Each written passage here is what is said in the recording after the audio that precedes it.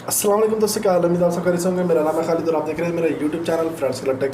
हमेशा की तरह फिर से हाजिर हूँ एक नई वीडियो के साथ। छोटी सी अपडेट थी ट्विटर के हवाले से। अगर आपका ट्विटर अकाउंट आप ट्विटर यूज़ करते हैं तो यकीनन आपको मालूम होगा कि ट्विटर में जो हम ट्वीट वगैरह करते हैं वो पहले हम टेक्स्ट की सूरत में करते थे। अब क्या न्यू फीचर अपडेट हुआ है? न्यू फीचर अपडेट ये हुआ है कि अब हम जो है ऑडियो मैसेजेस भी कर सकते हैं।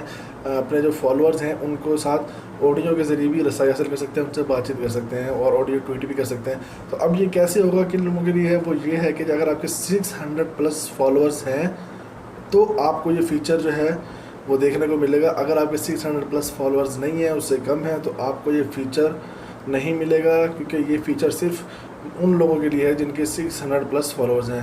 तो अगर आपके 600+ फॉलोअर्स हैं तो जाके अपने जो ट्विटर को अपडेट करें और ये एक न्यू फीचर जो है आपके पास ऐड हो गया होगा।